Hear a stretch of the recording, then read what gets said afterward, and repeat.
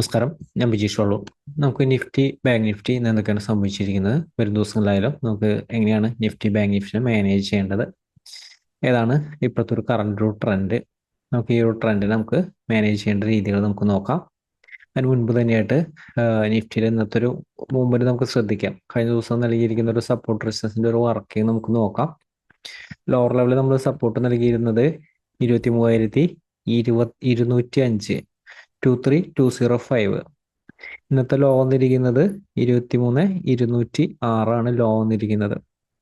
നമ്മളിപ്പോൾ പറയാറുണ്ട്, ഓപ്പണിംഗ് എവിടെയായാലും സപ്പോർട്ടിന്റെ അടുത്തുള്ള ഒരു ബൈക്കാണ് കൂടുതൽ ഇമ്പോർട്ടൻസ് നൽകേണ്ടത്.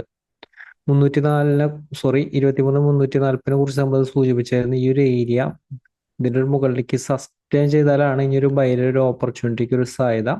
ഇൻ കേസ് ഈ ഒരു റേഞ്ചിൽ നിന്ന് ബൈയുടെ ഓപ്പർച്യൂണിറ്റി യൂട്ടിലൈസ് ചെയ്യുന്നെങ്കിൽ ചെറിയ റിസ്കിൽ യൂട്ടിലൈസ് ചെയ്യാനായിട്ടാണ് സൂചിപ്പിച്ചിരുന്നത്. ഈ ഒരു ലെവലിൽ നിന്ന് ഫാളിൽ തന്നെയാണ് നിഫ്റ്റിക്ക് ഒരു സാധ്യത. കാരണം നിഫ്റ്റി ആയാലും ഇനി 23,340 മുകളിലേക്ക് ഒരു ക്ലോസ് ബേസിസിൽ നിലനിർത്തി കഴിഞ്ഞാൽ കുറച്ചും കൂടി ബൈക്ക് ഒരു സാധ്യതയുണ്ട്.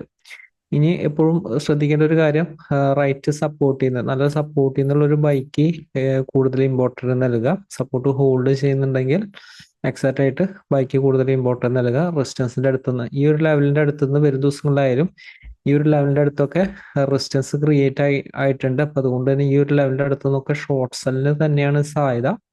പക്ഷെ റെസിസ്റ്റൻസിന്റെ മുകളിൽ സസ്റ്റെയിൻ ചെയ്യുമ്പോഴല്ല, കുറച്ചൊരു കൺജസ്റ്റഡ് ആയിട്ടുള്ളൊരു മൂവ്മെന്റ് ആയിരുന്നു. മാനേജ് ചെയ്യാനായിട്ട് കുറച്ചൊരു ബുദ്ധിമുട്ടായിരുന്നു നിഫ്റ്റിയിലായാലും മൊമെന്റം. പക്ഷെ രാവിലത്തെ ഒരു മൊമെന്റം എക്സാക്റ്റ് ആയിരുന്നു. റൈറ്റ് ഒരു ബൈ ഓപ്പർച്യൂണിറ്റി നമുക്ക് നിഫ്റ്റിയിലും കിട്ടിയിരുന്നു. ബാങ്ക് നിഫ്റ്റിയുടെ സിറ്റുവേഷൻ ആയാലും എക്സാക്റ്റ് ആയിട്ട് റെസിസ്റ്റൻസിന്റെ അടുത്ത് എത്തിയിരുന്നില്ല. പക്ഷെ സപ്പോർട്ട് ചെയ്ത ഒരു ബൗൺസ് കിട്ടിയിരുന്നു. അപ്പോൾ വരും ദിവസങ്ങളായാലും നമുക്ക് നിഫ്റ്റി, ബാങ്ക് നിഫ്റ്റിയെ നമുക്ക് എങ്ങനെ മാനേജ് ചെയ്യാൻ പറ്റുമെന്ന് നമുക്ക് നോക്കാം. അപ്പോൾ നിഫ്റ്റിയുടെ ഇന്നത്തെ ഒരു ക്ലോസിംഗ് അനുസരിച്ചായാലും നിഫ്റ്റിക്ക് വീണ്ടും 23,340 മുകളിലേക്ക് സസ്റ്റെയിൻ ചെയ്യാനായിട്ടില്ല. സപ്പോർട്ടായിട്ടുള്ള 23,205 നിന്ന് ബൗൺസ് ചെയ്തിട്ട് രണ്ട് റേഞ്ചിന്റെ ഇടയിലാണ് നിൽക്കുന്നത്. അപ്പോൾ നിഫ്റ്റിക്ക് ഇന്ന് നൽകിയിരിക്കുന്ന സെയിം സപ്പോർട്ട്, അതായത് 23,205, ഈ ഒരു സപ്പോർട്ട് ഹോൾഡ് ചെയ്യുന്നുണ്ടെങ്കിൽ ബൈ ഓപ്പർച്യൂണിറ്റി വീണ്ടും കിട്ടിയ യൂട്ടിലൈസ് ചെയ്യാം.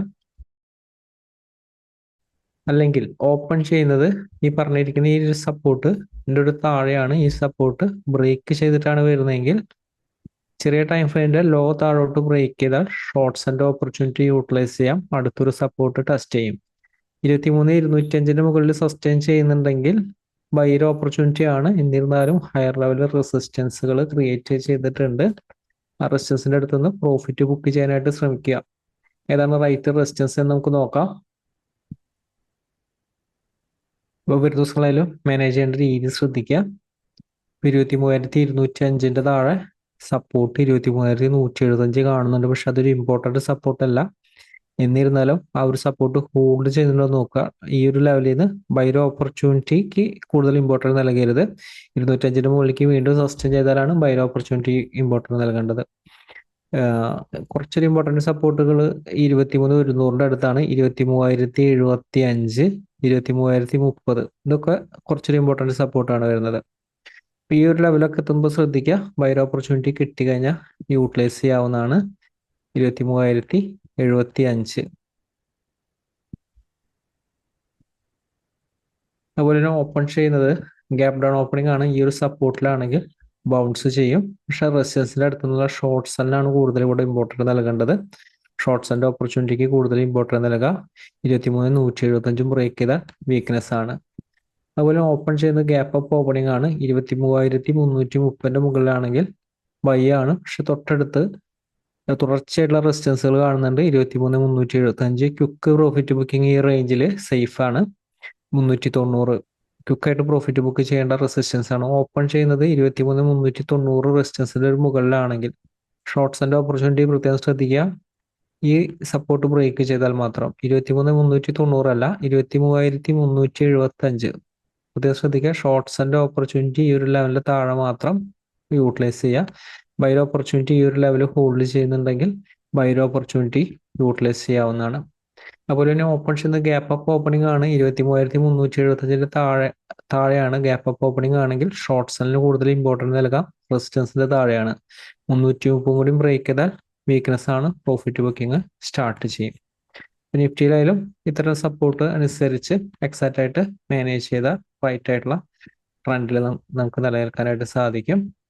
നമുക്ക് ഫിൻ നിഫ്റ്റിയിൽ വരും ദിവസങ്ങളിൽ മാനേജ് ചെയ്യാനുള്ള സപ്പോർട്ട് റെസിസ്റ്റൻസ് ഏതാണെന്ന് നമുക്ക് നോക്കാം. എന്ന് പറഞ്ഞിരിക്കുന്ന ഒരു ഹയർ ലെവൽ റെസിസ്റ്റൻസിന്റെ അടുത്ത് എത്തിയിരുന്നില്ല.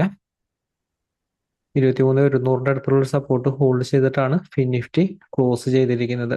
അപ്പോൾ വരും ദിവസങ്ങളിൽ ഫിൻ നിഫ്റ്റിനെ മാനേജ് ചെയ്യാനുള്ള സപ്പോർട്ട് റെസിസ്റ്റൻസ് നമുക്ക് നോക്കാം. ഇമ്മീഡിയറ്റ് ആയിട്ടുള്ള സപ്പോർട്ട് 22,100 ആണ്. 100 ബ്രേക്ക് ചെയ്ത് വരുന്ന ഒരു opening shorts and opportunity utilise ചെയ്യാം. 100 താഴെയുള്ള ഒരു ഓപ്പണിംഗ് ചെറിയ ടൈമിലുള്ള ഷോർട്ട്സ് ആൻഡ് ഓപ്പർച്യൂണിറ്റി യൂട്ടിലൈസ് ചെയ്യാം. അടുത്തൊരു സപ്പോർട്ട് വരുന്നത് 22,020 ആണ്. അതിനുശേഷം 21,965, 21,900 900 ഹോൾഡ് ചെയ്തുകൊണ്ട് 965 മുകളിലേക്ക് സസ്റ്റെയിൻ ചെയ്താൽ ബൈർ ഓപ്പർച്യൂണിറ്റി യൂട്ടിലൈസ് ചെയ്യാം.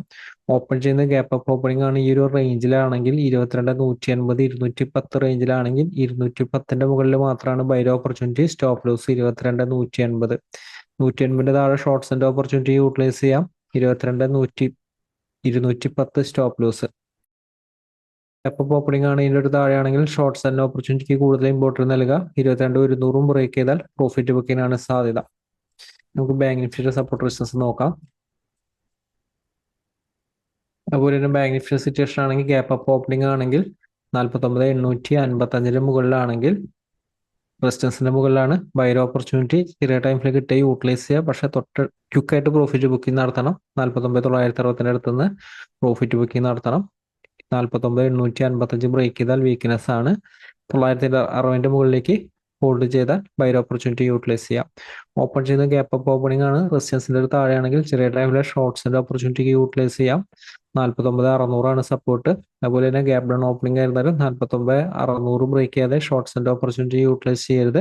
49,600 താഴെ ചെറിയ ടൈമിലെ ഷോർട്ട്സിന്റെ ഓപ്പർച്യൂണിറ്റി യൂട്ടിലൈസ് ചെയ്യുക. ഇതിന്റെ താഴെ ഓപ്പൺ ചെയ്തതിന് ശേഷം ഷോർട്ട്സ് തന്നെയാണ് കൂടുതൽ ഇമ്പോർട്ടന്റ്. 49,400 ശ്രദ്ധിക്കുക. 400 ലെവല് ഇമ്പോർട്ടന്റ് സപ്പോർട്ട് ലെവലാണ്. നിഫ്റ്റി ബാങ്ക് നിഫ്റ്റി ആയാലും ഇത്ര ലെവൽ ഫോളോ ചെയ്ത് എക്സാക്റ്റ് ട്രെൻഡിൽ നിലനിൽക്കാം. മാർക്കറ്റ് വലിയ അവസരമായിട്ട് നമുക്ക് ദിവസം അപ്ഡേറ്റിൽ വീണ്ടും കാണാം. എല്ലാവരെയും ഷെയറുകളും കമ്പനികളും പ്രതീക്ഷിക്കുന്നു. എല്ലാവർക്കും നന്ദി.